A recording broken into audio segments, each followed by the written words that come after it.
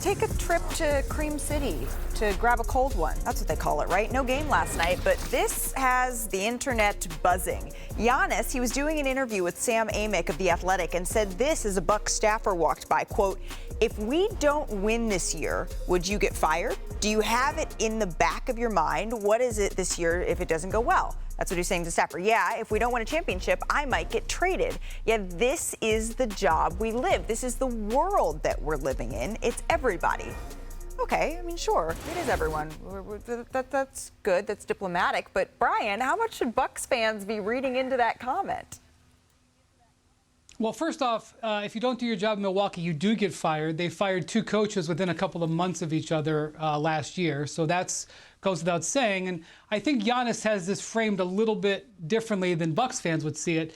If the Bucks don't win a championship year, would Giannis want to be traded? They would never trade him if he didn't want to be. And so that's the question. And it's one of the things that a lot of people in the NBA are wondering. What happens if the Bucks, for a 3rd consecutive year, have a disappointing end to the season? Now, Giannis extended his contract before last year. He's done nothing but show, faith in the Bucks franchise and put his faith in with contract extension after contract extension.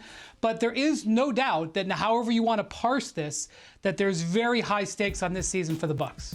Yeah, one thing I would change about the quote that we had up on screen that Giannis said, at the very end he said, it's everybody. I would just insert one word, almost everybody.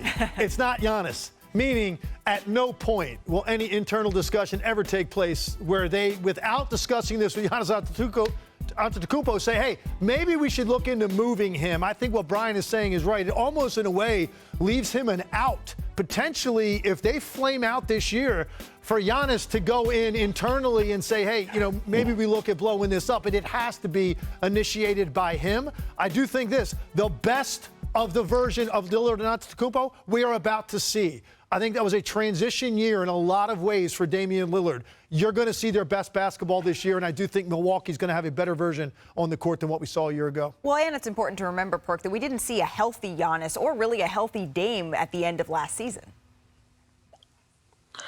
We didn't. And look, they're going to both have to be great, right? When you look at this roster, do they have some talent, but not? Yes, they do. But they don't have enough talent, especially to compete in the Eastern Conference. And I strongly believe that this is a message that Giannis Antetokounmpo is sending to the front office, right? The last time he sent the message, the front office went out and got Damian Lillard.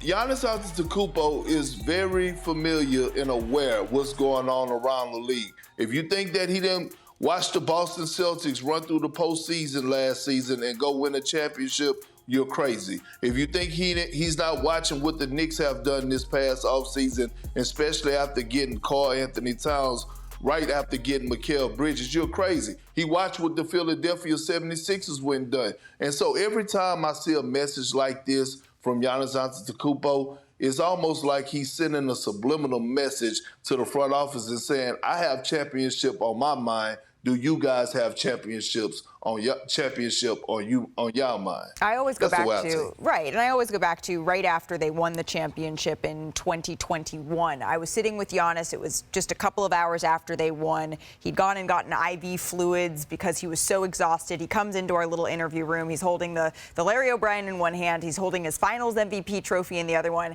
and he sits down and he's smiling ear to ear, and he says, you know what, if I never win another championship, I'm happy. I did it the right way. I did it this way. I am happy. This is what it's all about. Obviously, that comes in the glow of just moments ago winning a championship, and he is allowed to feel differently after a couple of years, because once you get a taste of that, you kind of want to go for it again. And you also see your peers continue to win championships, right? While you're sitting home when the season ends, you're not in that final round. That also influences the way you think. Absolutely. I think if Giannis could do it and replicate it, though, the way they did in 2021, he's the type of guy. He wants to be able to do it that way. To your point, Perk, he wants the organization to come along with him. All right, let's stick in the East here. A big storyline coming into training camp was Jayson Tatum's newly tweaked jump shot. Remember, in the postseason, he struggled from 3. He shot 28%. So far this preseason, he shot 39%. And our very own sharpshooter pointed it out on our show. Previously on NBA Today. He's trying to increase his efficiency from shooting from distance. And what he's trying to do is eliminate a little bit of this hitch. And you see how slow the release was before, right? He drops it down to his waist. That's what we call by the hitch. It doesn't go directly from chest to release point. Maybe that is an area of improvement for Jayson Tatum. So, Legs, this clip got a lot of traction and a lot of actually questions online. So let's dive a little deeper into Tatum's bag. Can you explain that hitch that you're talking about here? I can. And what we mean by hitch really is getting the ball from point A to point B. Point A is the catch. Point B is getting it to this part right here.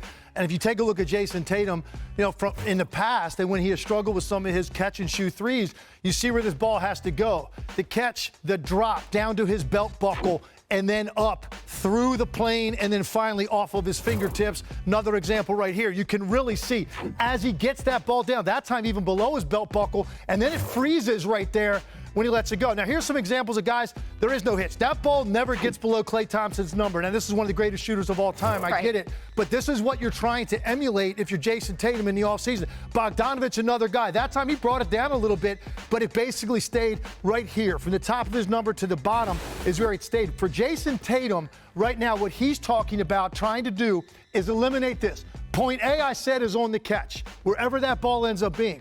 How do you get it to point B with eliminating this? When you do this, you're making the basketball travel so far by the time you get it to the part where you're going to load the basketball and release it from your fingertip. That's a lot of moving parts. A lot of things can go wrong. It creates inconsistency. What you're trying to do is get that catch as close as you can. There's always going to be a slight drop, but the more you can get it quickly to this point to come off of your right eyebrow if you're Jayson Tatum, because the rest of it looks good. His extension, his wrist follow through, the way his elbow and wrist lock at the same time. All of that is beautiful. It even comes off the fingertips properly with great rotation. It's just this middleman part. How long it takes to get there. If he can reduce that, even by, I'm talking about a quarter of a second, less than that, Malika, here's the difference in an NBA game.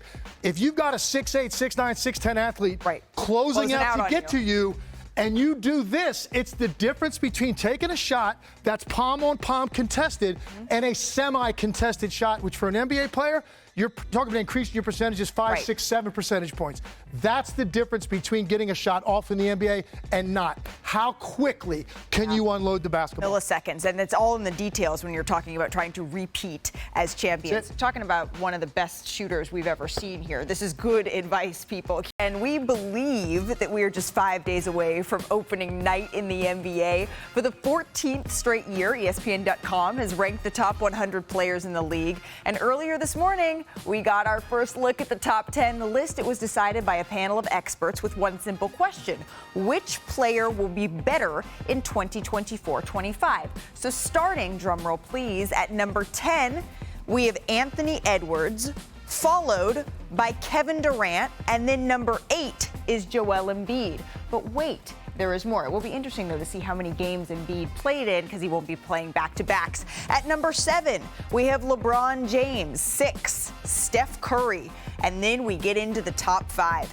Jayson Tatum, Shai Gilgeous-Alexander, Giannis Antetokounmpo, and Luka Doncic, which leaves just one name. Who is that, you might ask? Well, it's an MVP, Nikola Jokic. He claims the top spot on the list. He was voted number 2 last season.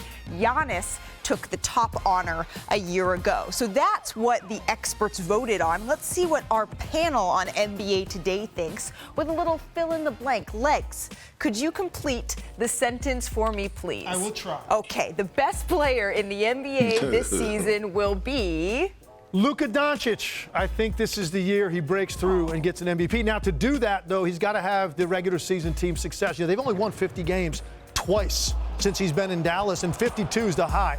It's going to take more than that. The Dallas Mavericks should be a team now built for the regular season that can go get 56, 57, 58 wins, be near the number 1 seed. If that happens, with what this guy does, controls games, I think Luka this year wins his first MVP. Okay, and is the best player in the league. What do you think, Perk? Look, I'm going with a guy that we started off early in the show talking about. Anytime Giannis Antetokounmpo starts talking about championships, damn it, it rings a bell to me. I'm going with Giannis. He's going to have to be the best player in the world in order for him to get where they're trying to go, because their talent is so limited and the Eastern Conference is so great. We know that Giannis loves going against the world. He loves being the underdog. I believe that him and Damian Lillard will figure out the two-man game, and Giannis, of course, like he does every single season, he will lead the league in points in the paint, because he will absolutely embrace the role in the two-man game of rolling to the basket. One for Luka, one for Giannis. Brian, roll this home for me. That's a Malika, I feel very comfortable leaving Nikola Jokic right there at number one. The guy has won the MVP 3 of the last 4 years. The year he didn't win it, you may recall he won the Finals MVP. The guy is at the top of his game. The Nuggets are going to need him to play great. He's a workhorse. I see no reason to take him out of the top spot. Well, speaking of the Nuggets, let's keep this rolling because the blanks aren't filling in themselves here. We get to see Nikola Jokic and Anthony Edwards, which begs the question tonight, that's at 8 o'clock Eastern. Wendy, of these two teams, which chance do you think, or which team has a better chance of representing the West? So as much as I appreciate what Jokic has done, I'm just a little bit concerned about Jamal Murray, who's dealing with another knee issue to start this season. And I think the Timberwolves, not only have they gotten stronger, they've got some guys on their bench who I think are going to play bigger roles. So it's close. I don't feel strongly about it, but I would have to answer Wolves in this scenario. Look, I think you could make arguments for a number of teams at the top of the West that they got better. I don't think you could make that argument for the Denver Nuggets right now. Not only is Jamal Murray coming in already a little bit banged up, you're also going to see the KCP effect not being there. I love Christian Brown, but he's going to get an opportunity to fill very big shoes in what KCP did for that team.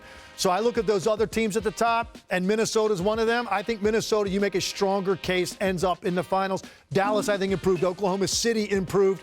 I don't know I can say that about the Denver Nuggets. I can, and this time I have to disagree with Wendy and Legs. I'm going with the Denver Nuggets for us them having a better outcome this season in the Western Conference. Past the Minnesota Timberwolves. Yes, you got Jokic, a guy that's going to do everything. I understand the concern of Jamal Murray and his knee. Michael Porter Jr., we saw him last year. He raised his game, elevated his game to all-star caliber play. I believe in Aaron Gordon. Aaron Gordon has looked fantastic this preseason. And by the way, they got a guy that's from L.A. They call him the Brody, Russell Westbrook, who Michael Malone got a lot of faith in. Jokic also want to play with him. I believe he's going to contribute a lot to this Denver Nuggets team, which is going to make them successful. By the way, we're talking about these two teams because they play in the preseason, but somewhere the Dallas Mavericks are saying, hey, remember us? We represented the Western Conference last year. I want to try to boast at what I look like. Try to wear, pull up all brains. Jimmy with the heat, I'm on fire. It's NBA on the ESPN.